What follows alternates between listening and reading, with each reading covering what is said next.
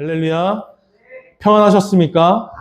삶 가운데 하나님이 주신 그 은혜의 복을 넘치게 누리시면서 한 주를 보내셨나요? 우리 성도님들 얼굴 보니까 그렇게 하신 줄로 믿습니다. 아멘.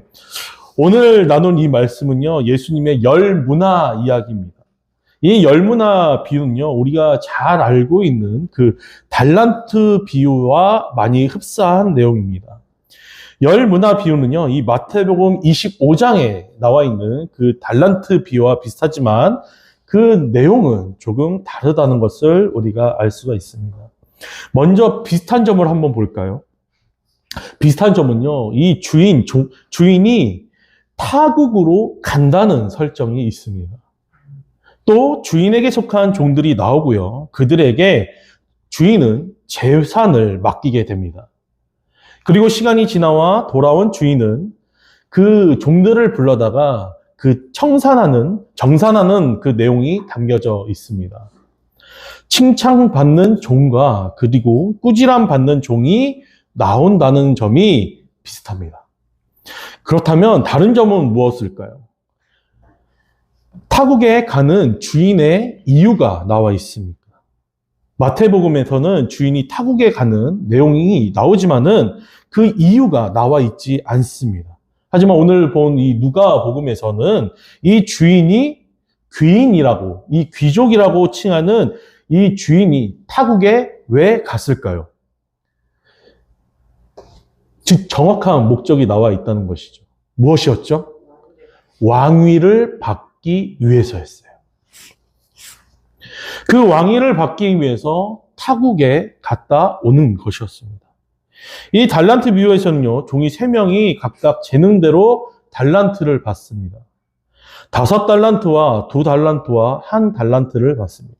하지만 누가복음에서는요, 이 10명의 족에게는 한 문화씩을 나누어 주게 됩니다. 어떠한 종들의 능력대로 따로따로 그 규모가 달라지는 것이 아니라 이 종들에게 똑같이 무엇을 나눠줬다고요? 한 문화씩을 나눠주게 되는 것입니다.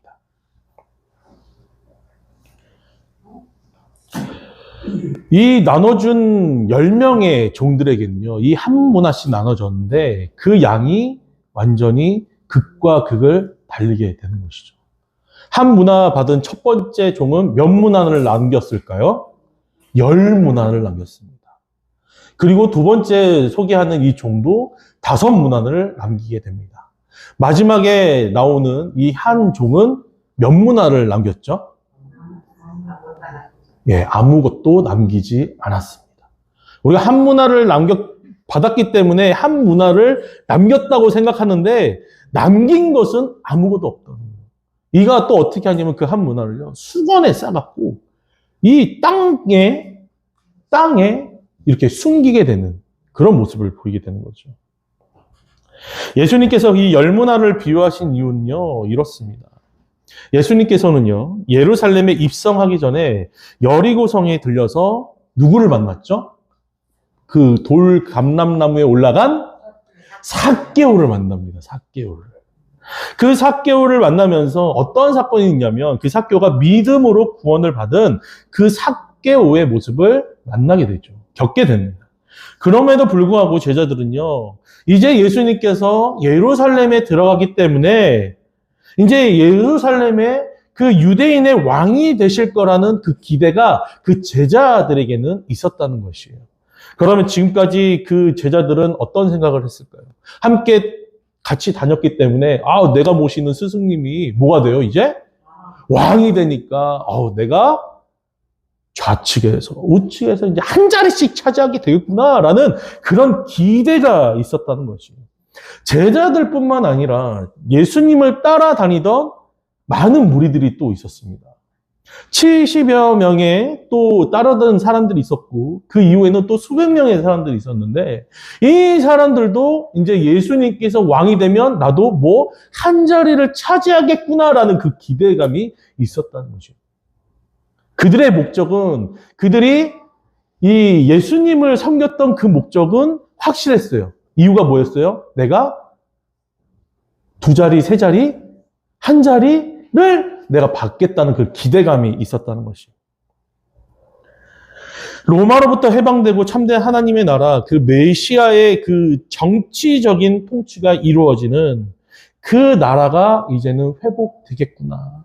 이 로마의 이 속박에서 우리가 해방되겠구나라고 그들은 생각을 했다는 것이에요.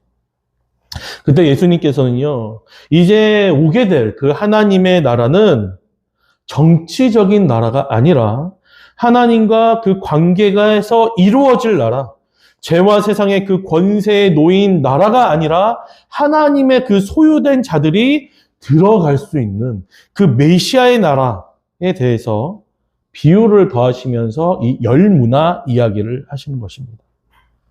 예수님께서는요, 하나님 나라에 대해서 가르치실 때 비유를 많이 드셨어요. 뭐를 드셨다고요? 왜 드셨을까요? 알기 쉽게. 역시 잘하시고.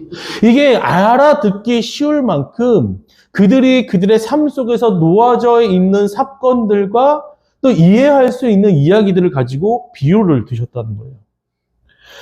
너무나 익숙한 그들의 이야기들로 이야기를 하신 것입니다. 누가복음의 이 열문화 비유는요, 유대 사람이라면 너무나도 이해할 수 있는, 너무나 잘 알고 있는 어떠한 사건을 가지고 비유하신 거예요. 그 사건은 이렇습니다. 로마의 통치를 받고 있던 유대는요, 스스로 왕을 만들 수 있었을까요? 땡, 없었습니다.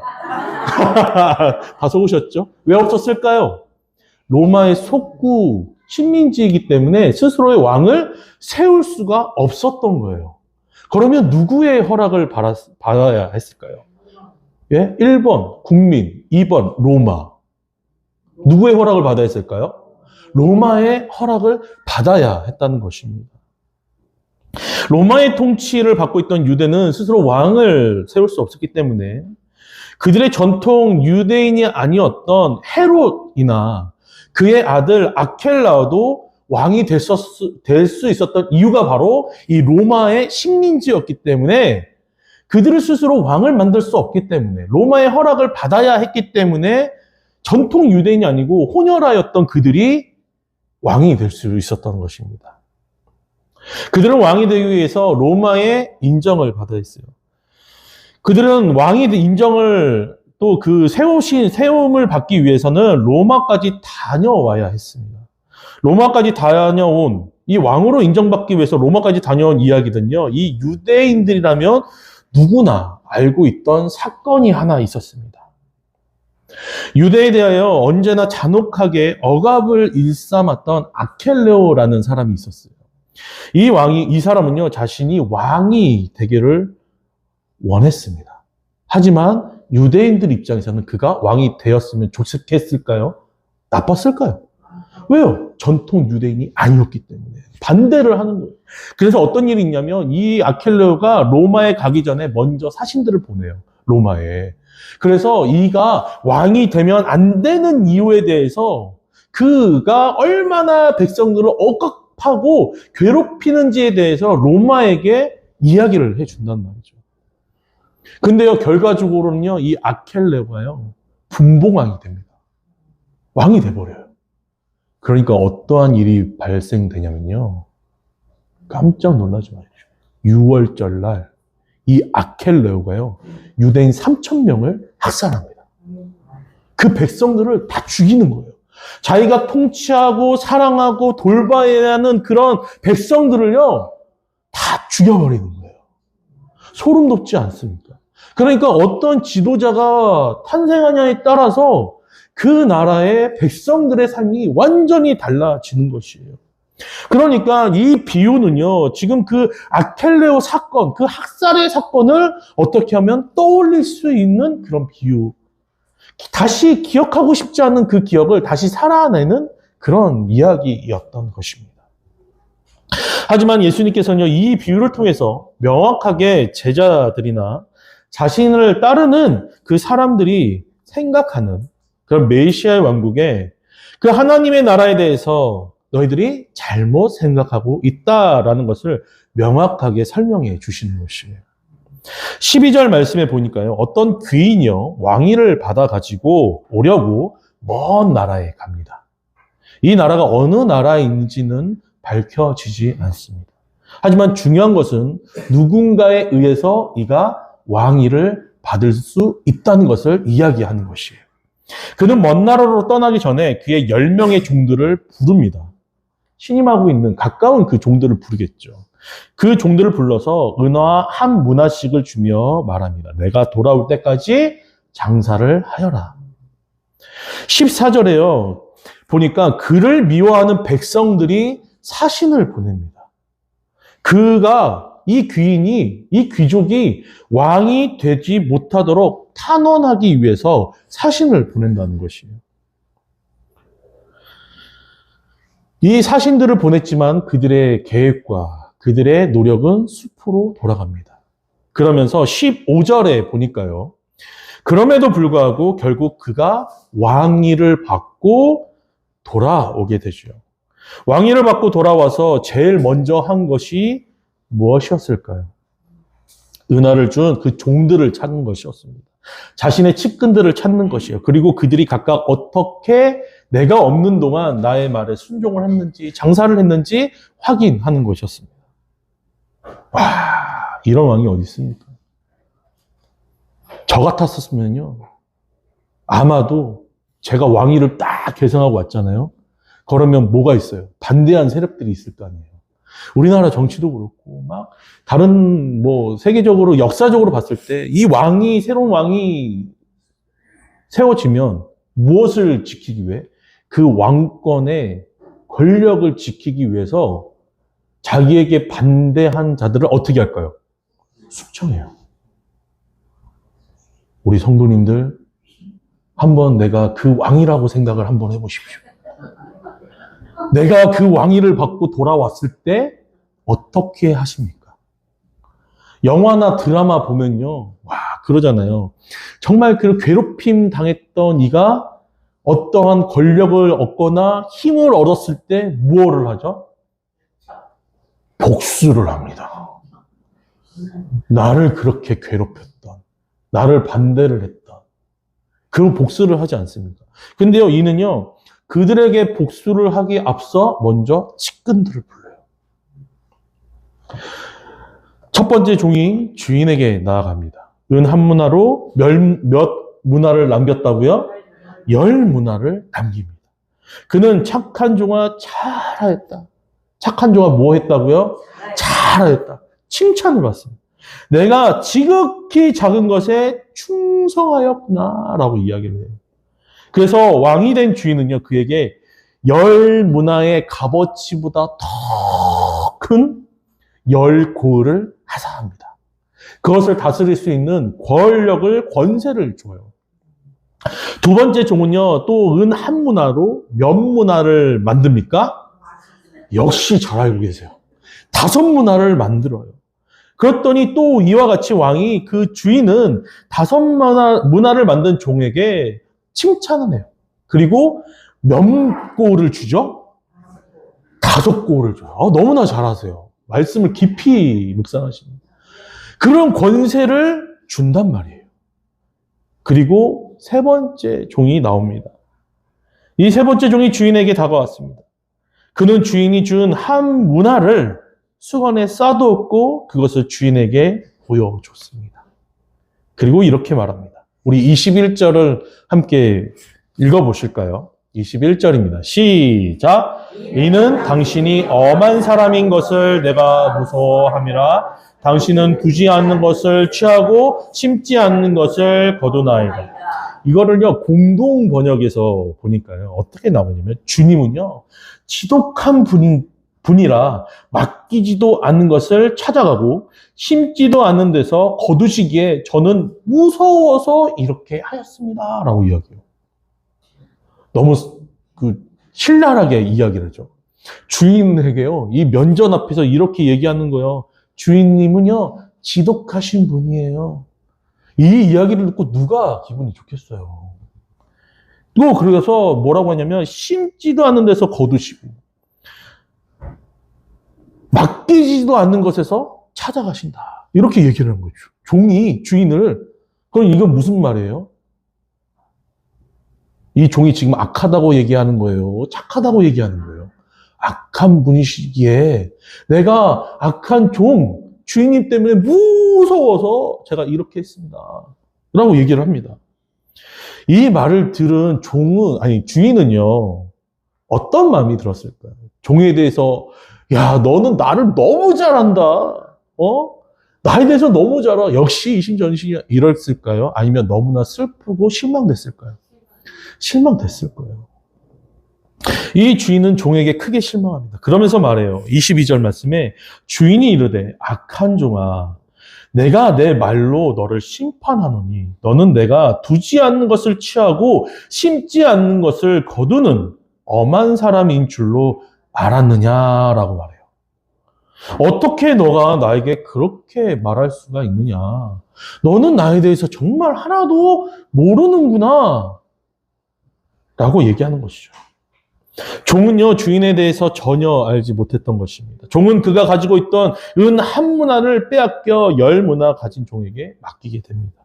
그러고는 주인은 이렇게 말합니다. 26절과 27절을 우리 함께 읽을까요? 시작! 주인이 이르되 내가 너희에게 말하노니 무릇 있는 자는 받겠고 없는 자는 그 있는 것도 빼앗기리라. 그리고 내가 왕됨을 원하지 아니하던 저 원수들을 이리로 끌어다가 내 앞에서 죽이라 하였느니라. 아멘. 주인은요, 왜 이 문을 남긴 종을 칭찬하고 이 한 문화 수건에 싸매어서 숨겼던 이 종에게는 화를 냈을까요? 책망을 했을까요? 우리는 자칫 이 이야기를요, 주인이 맡긴 그 재산을 불리지 않았기 때문에 주인이 화가 났을 것이라고 이렇게 생각했을 수도 있을 것입니다. 하지만 여기서의 핵심은 주인과 종의 관계에 있습니다. 무엇이 있다고요? 관계에 있는 거예요. 칭찬받은 종들은요, 믿었어요.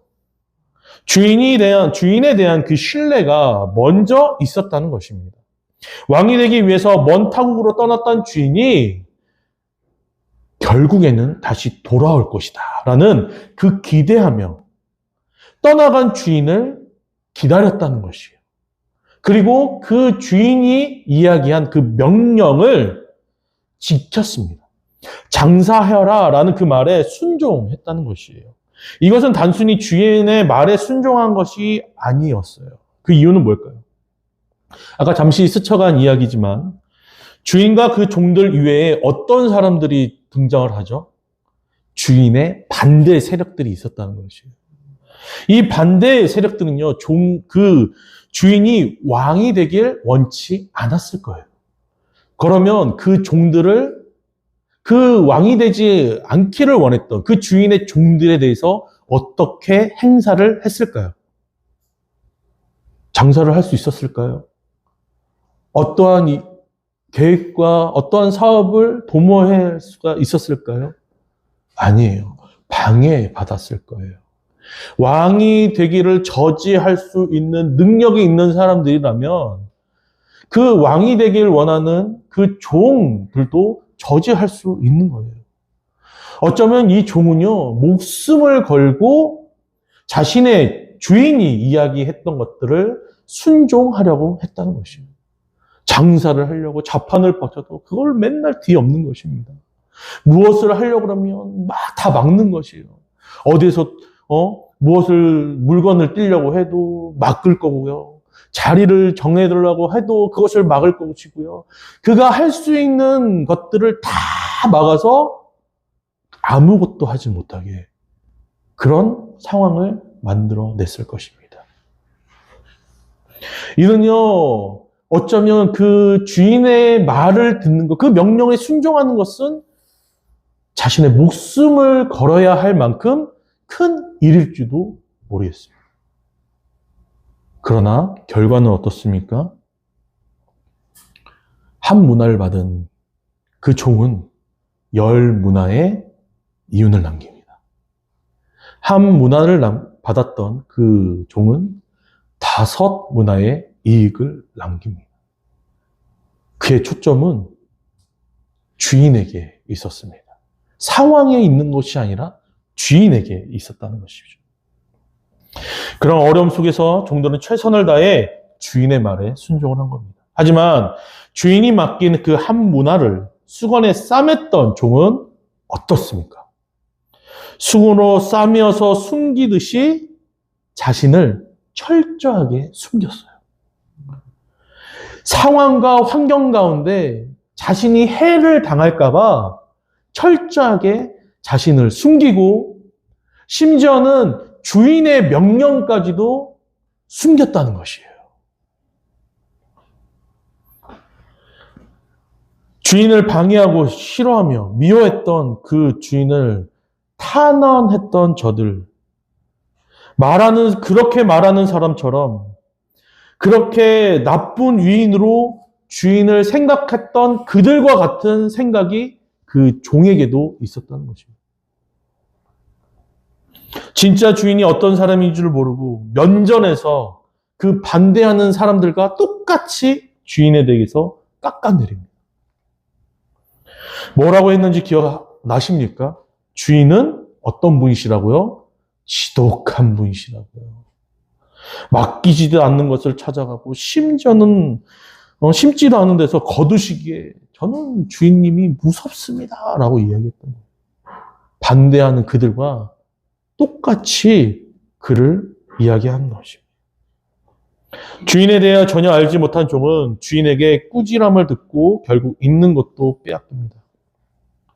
주인은 방해하는 그 손길 속에서도 결국 왕으로 다시 돌아왔습니다.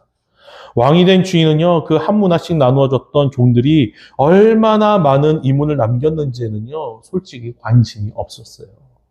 왜일까요? 그는 가진 것이 많았기 때문이에요. 왕이었기 때문이에요. 그것은 그 주인에게는 절대 중요한 내용이 아니었어요. 만약에 주인의 관심이요, 그 종들이 벌어들인 그 돈이었다면 그 돈을 걷어들이며 칭찬했을 것입니다. 단지 종들이 그 말에 순종하였는지 그들이 더 큰 일에 충성할 수 있는지를 주인은 테스트했다는 것이에요. 나를 방해하는 저들과 다르게 내가 종들을 신뢰하듯이 종들 또한 나를 믿고 신뢰하는 자들인가라는 것을 알기 위했다는 것입니다. 주인의 말에 순종했던 종들을 한번 보십시오. 다시 돌아올 주인의 말에 순종함으로써 그에 맞는 고을을 차지하게 됩니다. 왕의 신복이 돼버린 것입니다. 그들의 신분도 종이 아니라 무엇이 됐습니까? 10고을을 다스리는 자가 된 거예요. 그들이 많은 이문을 남겼기에 그랬을까요? 아닙니다. 첫 번째, 종을 향한 주인의 말에서 알 수 있듯이 작은 것에 충성하였기 때문에 착한 종이라 말한 것입니다. 착하고 충성된 종이 주님의 말에 어떠한 어려운 상황이라도 순종함으로써, 무엇 함으로써요? 작으세요. 목소리가 작아요. 다시 한번 뭘 하심으로써요? 순종. 할렐루야. 순종함으로 인정받는 것이에요.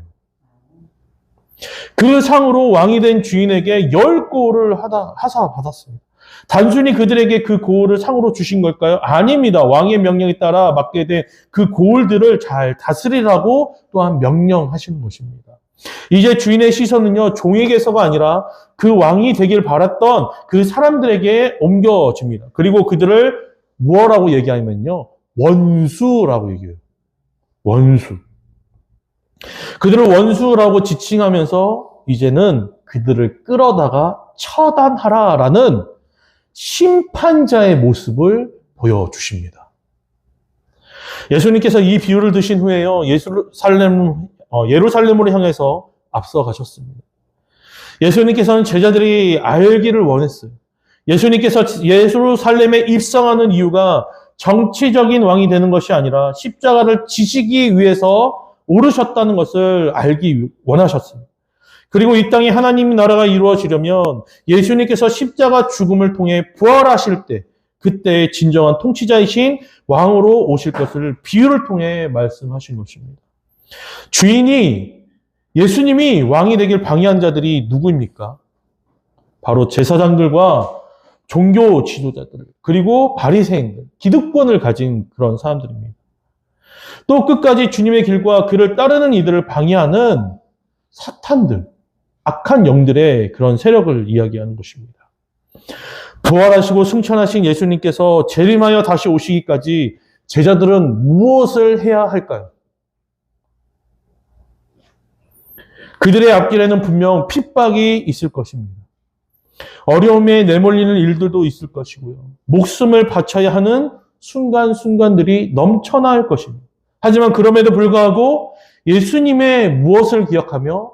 말씀을 기억하며. 할렐루야. 예수님의 무엇을 기억한다고요? 말씀을 기억하고 그 십자가의 죽음과 부활을 기억하면서 순종하는 삶을 살아내야 할 것입니다. 그러나 지금의 모습은 한 문화를 수건에 싸맨 그 종들의 모습과 같은 거예요. 예수님에 대해서 오해하고 예수님에 대해서 아무것도 모르는 그런 상태인 것입니다. 하지만 주인은요, 그 수건으로 싸맸던 종을 죽이지 않습니다. 살아남겨요. 결국에는 오늘 이 비유를 해서 마지막 내용처럼 예수 그리스도께서 이 땅의 재림주로 심판자로 오실 것입니다. 그때 예수님을 왕으로 섬기길 거부했던 사람들은요, 어떻게 될까요? 예수님을 믿지 않았던 사람들은요, 심판의 칼날 앞에서 영원한 죽음을 맞이하게 되는 것입니다. 결국 예수님을 믿어 구원받은 사람들에게는 기쁨의 소식이겠지만 믿지 않는 자들에게는 이 이야기는요, 잔혹한 이야기가 되는 것입니다. 복음을 받아들이고 순종하는 자들은 왕이 종들에게 고을을 주듯이, 무엇을 주듯이요? 고을, 그 땅을 주듯이 그들에게는 하늘나라 천국을 기업으로 받게 될 줄로 믿습니다. 사랑하는 성도 여러분, 지금 이 세상을 한번 보십시오. 그때나 지금이나 다를 게 하나도 없습니다. 예수님이 계셨던 그 시대나 지금 우리가 살아가고 있는 이 시대나 다를 게 하나도 없다는 것이에요. 예수님이 계셨던 그 당시에도 예수님을 믿고 따르며 추앙했던 사람들이 있었어요. 하지만 그만큼 예수님을 반대하는 세력들이 또 예수님을 배척하고 모욕했던 사람들이 있었습니다. 지금도 예수님을 믿고 영접하는 사람들이 있는가 하면 예수님의 예자만 나와도 예수님의 뭐 자요? 예자만 나와도 막 너무 싫어갖고 일을 가는 사람들이 있어요. 심지어는 그 예수님을 따른다고 하는 기독교인들을 너무나 싫어해서 뭐라고 말할까요? 다시죠. 예수쟁이는 정말 어떻게 보면 되게 순화된 말이에요. 동물의 이름을 붙이면서 얘기를 해요. 개독교라고. 너무나 슬픈 일 아닙니까? 어저께 전도를 나가셨어요. 전도를 나가셨는데 어떤 일이 있었냐면요. 이게 기쁘게 받아주신 분도 있으세요. 그리고 그냥 무감각하게 받아주시는 분도 계세요. 근데 어떤 분들은요, 받고 앞에서 던지셨대요. 그런 분들도 있어요. 왜? 얼마나 가슴 아픈 상황들입니다. 그들은 이렇게 얘기해요. 하나님께 기도해봤자. 심지어는 비아냥거리는 사람도 있습니다. 세상이 예수님께서 하나님 되심을 부정한다고 할지라도요, 그들이요, 예수님의 존재를 부정하고 믿기를 거부한다 할지라도 꼭 기억하셨으면 좋겠습니다. 그것에는 힘이 없습니다. 예수님은 다시 오시겠다고 그 약속을 지키시며 다시 오실 줄로 믿으시기를 소망합니다. 우리가 하나님을 부정하고 예수님을 부정한다 할지라도 하나님은 살아 계신 줄로 믿으시기를 소망합니다. 예수님은 오늘도 우리와 함께 하십니다. 할렐루야. 다시 오실 때까지 우리 모두는 어떤 어려움이 있더라 하더라도 마음을 다해서 다시 오실 주님을 기다리시는 우리와 나 성도님들이 되기를 소망합니다. 말씀에 순종하며 그 구원의 기쁨을 가지고 살아야 할 것입니다. 우리의 신앙의 삶을 방해하는 요소들이 우리의 발목을 잡고 넘어뜨리려 할 것입니다. 가정 속에 있을 수도 있고요. 우리가 속해 있는 직장과 그 사업장 안에 또 만나는 그 사람들의 그 관계 가운데 그런 일들이 일어날 수 있을 것입니다. 또한 악한 영들이 그 사탄이 계획을 꾸미고 우리의 마음을 어렵게 하는 그 순간순간들이 분명하게 찾아올 것입니다. 주님을 의심하게 하는 일들이 일어날 것입니다. 하지만 놀라지 마십시오. 그 모든 것들은 당연한 일들입니다. 당황하지 마십시오. 저들은 두려워할 것입니다. 우리는 왕 되신 주님을 바라보며 기도하며 살아내시는 우리 하나 성도님들 되시기를 소망합니다. 우리 너무나 잘 알고 있는 노래 있죠. 그 누가 아무리 자기 땅이라고 우겨도 독도는 이게 변함이 있습니까? 없어요. 그 누가 아무리 하나님이 없다 할지라도 죽음 이후에 그 삶을 없다고 부정할지라도 하나님은 살아 계십니다. 믿으십니까? 영원한 천국이 있습니다. 믿으십니까? 나를 사랑하신 주님께서 이 땅에 예수 그리스도를 보내주셨습니다. 오직 예수 그리스도를 통해서 구원받는 것과 영원한 생명을 얻었다는 것에는 변함이 없다는 것이에요. 예수님은 분명코 다시 오시겠다고 약속합니다. 믿으십니까? 그때는 도둑같이 임할 것입니다. 언제인지 알 수는 없습니다. 그럼에도 불구하고 마치 지금 당장이라도 우리는 주님이 오실 것처럼 주님을 대망하며 기다리시기를 소망합니다. 충성된 종으로 마음을 지키며 믿음으로 살아내시기를 소망합니다. 주인을 적대하는 존재들이 우리 앞에 기필코 나타날 것입니다. 사랑하는 우리나 성도님들, 우리의 마음을 지키시고 주님을 바라보십시다. 그렇게 살아가십시다. 주님의 이름으로 축복합니다. 아멘. 찬양하시겠습니다.